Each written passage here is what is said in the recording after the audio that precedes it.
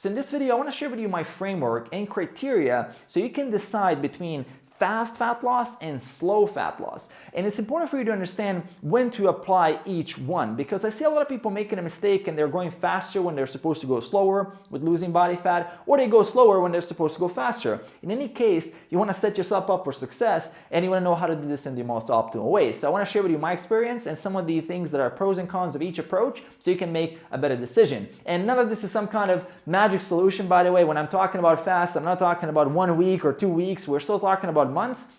But there are changes between each approach, and you can even alternate between the two, which I want to dive into here to really help you out on your journey. And by the way, if you're new here, if it's your first time on this channel, consider subscribing below if you'd like to learn more about fitness, nutrition, and how to lose body fat in the most effective way and how to make this a lifestyle. Also, consider enable notifications by hitting that bell icon to notify yourself when next video comes out. Other than that, let's dive into it. So the first criteria we have to consider when deciding whether to go for faster or slower fat loss is really how much body fat you have. How lean are you? If you're someone who is at 10 or 12% body fat or 15% body fat, you're already fairly lean considering how much fat you have. In this case, you don't want to exceed 0.5% of your body weight loss per week if you're going on a fat loss phase. Let's say from 15% body fat down to 10, it's really going to be 0.5% of your body weight per week. So if you're going from, let's say, 180 pounds, it's going to be somewhere around 0.9 pounds. So less than a pound per week if you want to do things right and if you want to minimize muscle loss and in some cases even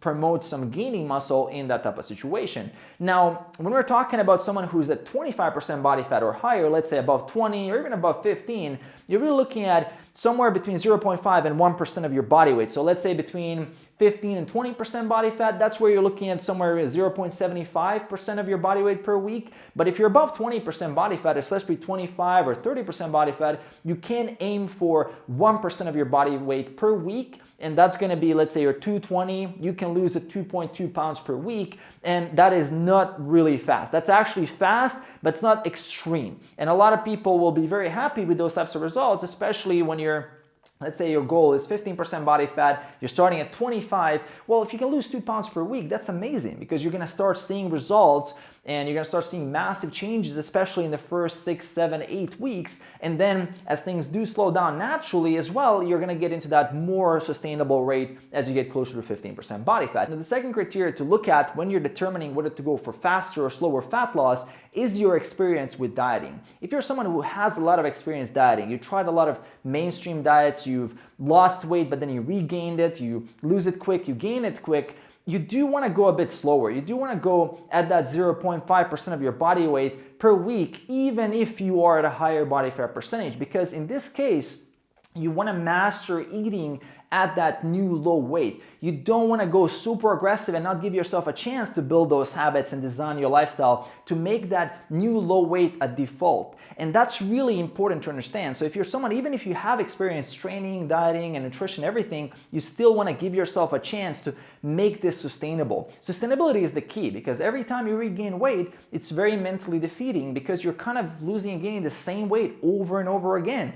And you do want to put a stop to this and make that change permanent. Also, if you're someone brand new to dieting, if you're someone who basically has no experience with hitting your numbers, your macros, your calories, you have no idea about training, if you're just learning about this, which is normal, everybody starts somewhere, you don't want to go too aggressive. Again, you want to give yourself enough time to master these skills because this is a set of skills you need to know in order to actually reach your goals. So you do want to set yourself up for success and you do want to go a bit slower in that case as well. So you go with that 0.5% rate. Now, other than these two conditions, if you're someone with a lot of experience, you have a lot of training experience, you're someone who's actually been able to keep the weight off if you lost weight in the past and you've done it successfully, in that case you can go for faster approaches. And that's really where I would recommend if you're someone, again, at a higher body fat percentage and you have that experience and you can maintain the weight, then you can go faster. Other than that, for pretty much everybody else, you're looking at that 0.5% of your body weight loss per week. Now, the third criteria that we have to look at in order for you to determine whether to go for faster or slower fat loss